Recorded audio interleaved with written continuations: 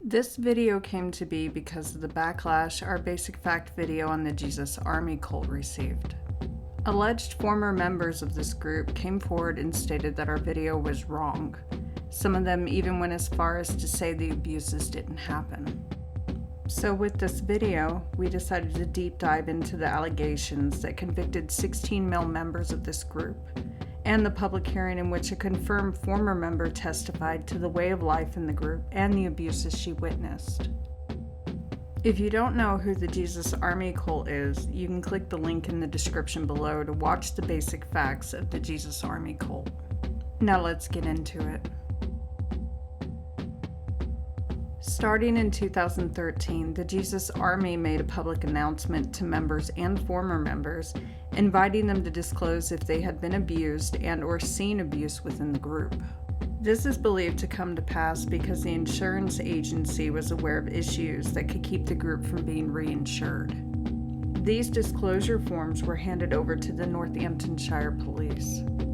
Receiving 133 disclosure forms detailing abuses ranging from emotional to sexual abuse, the police department began Operation Lifeboat. In the description below, there is a link to the disclosure accusations that detail 21 accusations of rape, 50 accusations of child sexual abuse, 21 accusations of physical abuse, 10 accusations of emotional abuse, and 26 accusations of adult sexual abuse, not counting the ones that just stated abuse. These accusations would lead to the arrest and conviction of 16 male members, including one of the church leaders, John Campbell.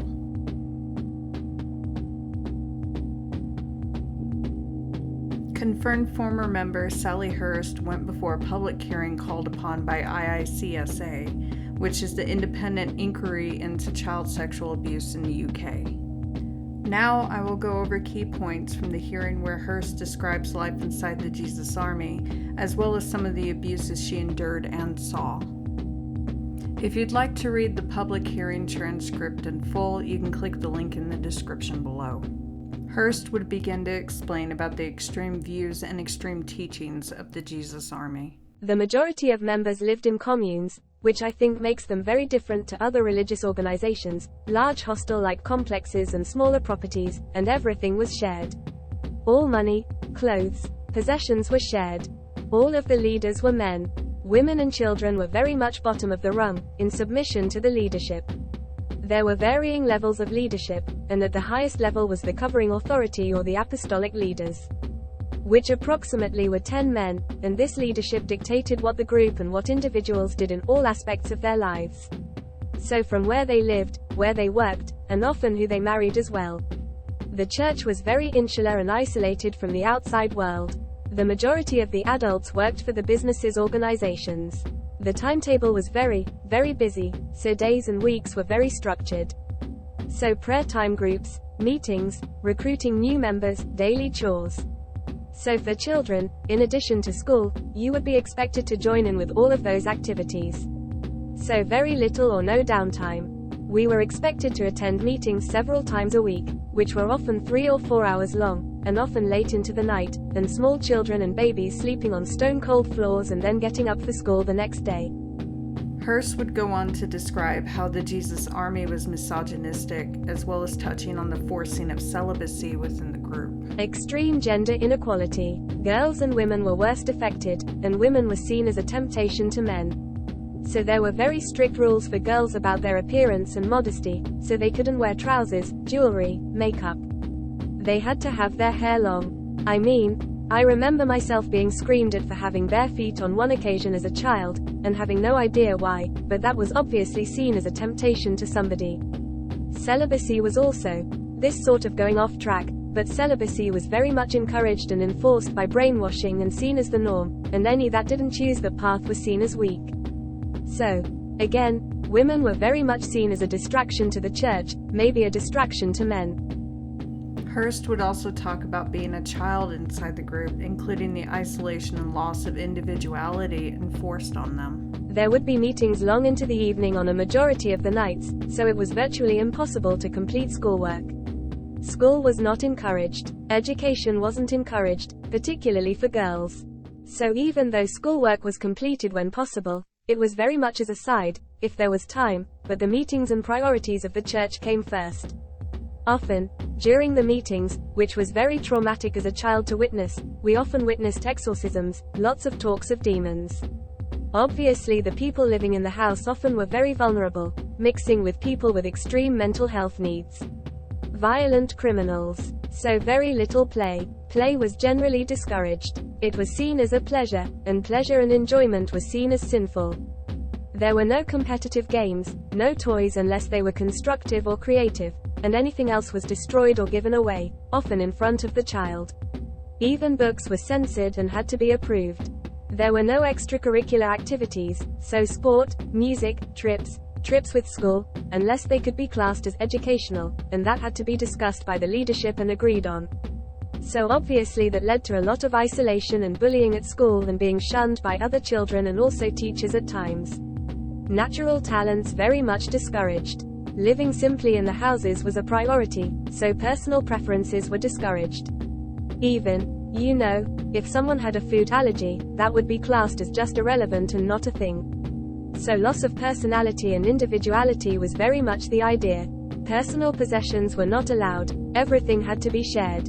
And that was the same for children. You would have second-hand clothing, everything was shared. No access to TV, radio or newspapers, so as a child then attending school, you had no idea.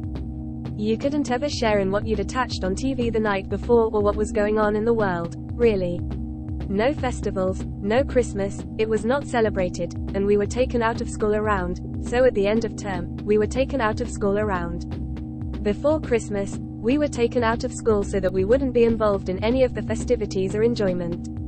As I said about the very strict rules for girls, and then the sermons also, so the regular meetings on most evenings of the week and on a Sunday, they last pretty much all day. They were very authoritarian, manipulative and often, actually, overtly sexual nature in front of children discussed, especially Noel. He seemed almost obsessed with talking about celibacy, homophobic language was used. It was very strange, looking back. We lived with our parents within a group of lots of people, but there was very minimal access or input from parents because they were also responsible for the welfare and development of others, often young single women. And that came very much at the cost of their own children's needs. Then we were encouraged to move away from our parents at a young age, so teenagers, to live in another community house. So the family ties were not encouraged at all. You were expected to go and live and then another male would oversee you, and then another male or female would be responsible for your welfare, and these were called caring brothers or sisters. Those relationships very often led to abuse, because there was no regulation, nobody checking who these people were. Continuing, Hurst would describe what happened to members when they wanted to leave. So people that were wanting to leave had indicated they wanted to leave would be prayed over very, very heavily by groups of men, rebuked in public, shouted at, screamed at, and then, if they did go on to leave, nobody could ever. We were told we were never to contact them, never see them again. I know of people that left and then died, some, by accident or natural means, but then we would be told that that was God's judgment on them that they had died. Hurst also addresses whether or not there were child protection policies in place inside the Jesus Army. As far as I am aware, and what I can recall from being a child there, they were non-existent. I was certainly never aware of. I never heard the word safeguarding while I was there at all. I know at the time disclosures were asked for, but this is much later, 2013, they did have a safeguarding lead, and he was also the press officer of the church, which obviously raises a concern about conflict of interest. But I'm not aware of any safeguarding or child protection policies or procedures for the 70s and 80s and early 90s, definitely.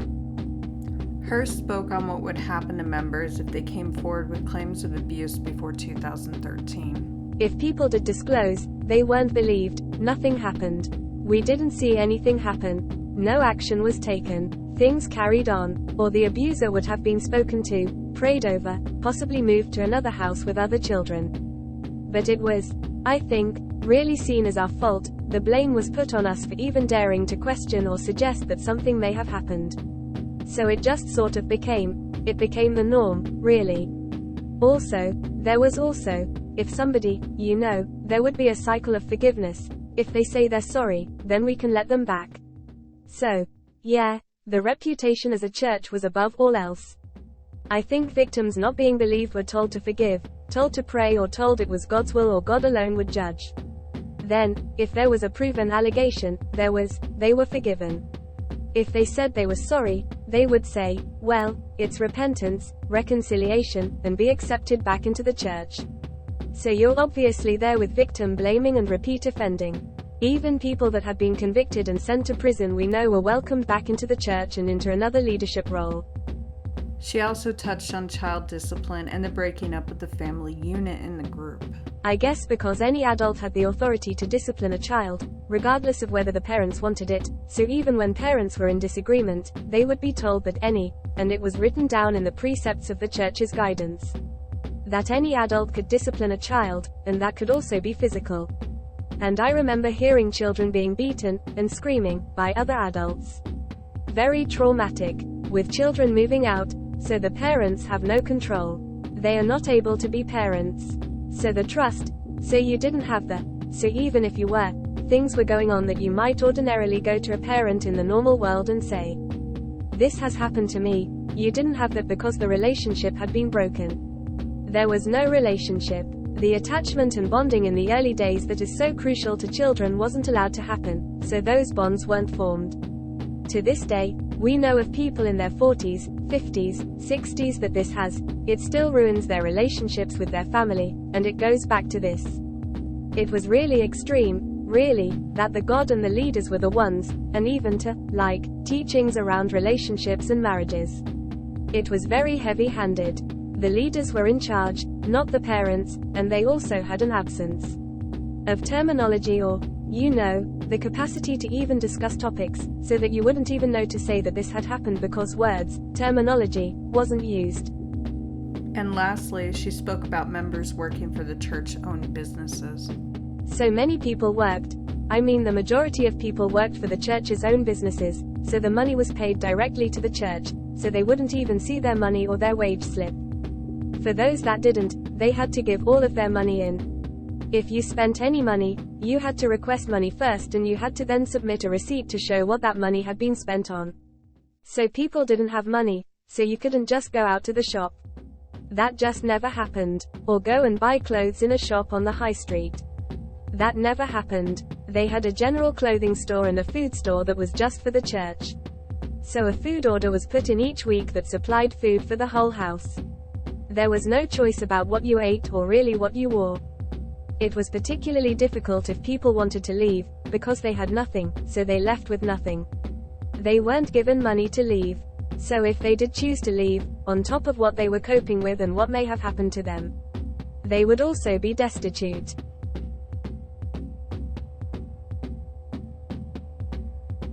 A month before the church officially closed, the trustees admitted to the abuses that took place in the Jesus Army. The trustees of the Jesus Fellowship Community Trust, and I wish to state publicly that we are deeply sorry for, and appalled by the abuse that occurred in the Jesus Fellowship Church and the residential New Creation Christian community.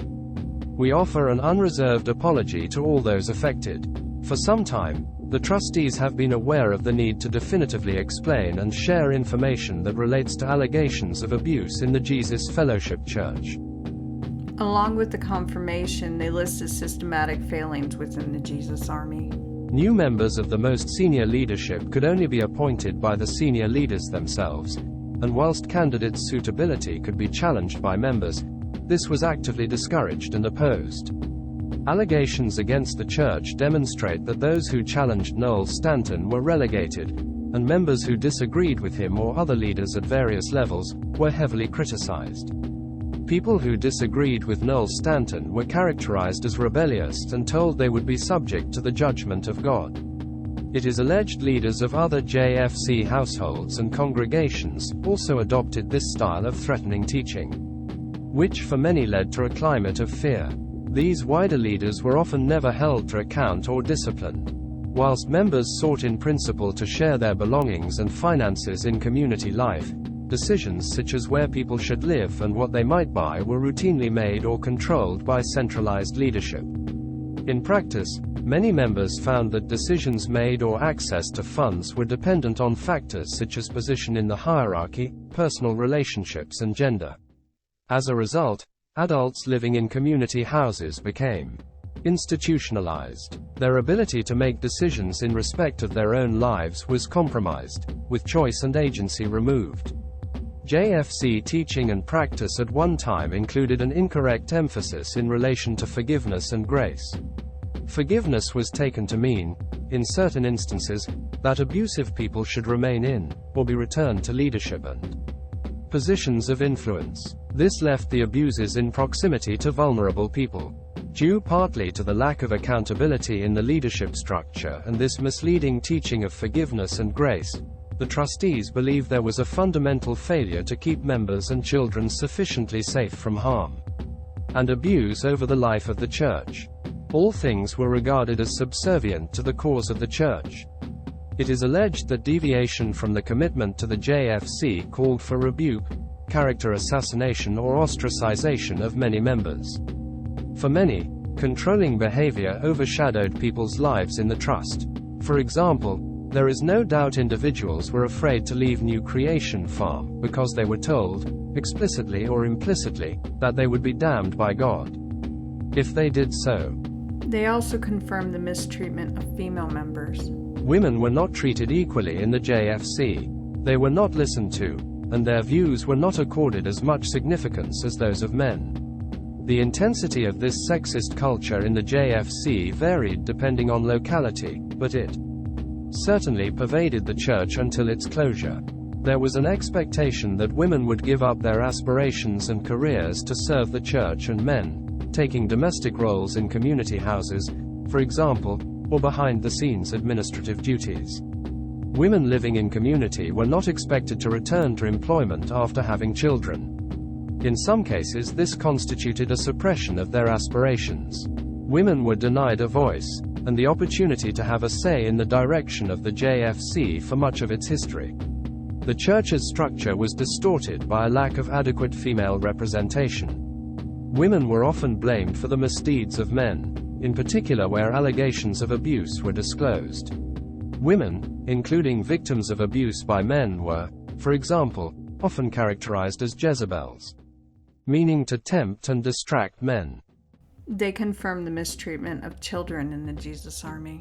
At times, the outreach efforts of the JFC towards the poor and the marginalized created situations where very troubled or distressed individuals, such as addicts, were wholly inappropriately mixed with children and other vulnerable individuals. Child safety and well-being was placed behind that of the person being helped. This culture gave rise to children being exposed to abusive, frightening and/or destabilizing influences from adults who presented a very serious risk to them. The allegations show this was often against the wishes of parents, but at other times, parents encouraged this culture and the importance of the outreach work. Children were inappropriately and harshly disciplined by adults, including those who were not their parents. At times in JFC's history, this included corporal punishment, rodding. Many children were removed from their parents' household or influence in their teenage years and put under the responsibility of shepherds or caring brothers, sisters, at times against the wishes of parents. In many cases, children in community lacked opportunities, choice, recreational activities, and the chance to develop themselves. Parents often followed the teaching and culture of the church to deny toys and the celebration of events such as Christmas. Under JFC community rules, at times, partaking in sports, school trips, and participating in school plays or other extracurricular activities were forbidden. Instead, children were made to partake in onerous schedules of worship or serving community needs. They confirmed the tampering of independence of members. Further education and training were treated with suspicion. Young people were dissuaded from attending university and other places of study. There was great reluctance to train church members, even in JFC businesses. Until comparatively recently, little emphasis was placed on developing people through training, education, and self-improvement. These were often portrayed as the activities of self-centered, wrongly ambitious and independent people. The trustees believe it is likely Noel Stanton was at times the instigator of, or was at other times involved in, the abuse of both children and adults. In the description box below is the closing statement, confirmations of abuse, and an outlined redress scheme in its entirety in the link provided. In all of our videos, we use official documents for research, including trial transcripts and police reports. We hope with this video that victims of the Jesus Army feel seen and heard, and that they are able to ignore the alleged former members that state the abuse didn't happen. We hear you and we see you. Thanks for watching.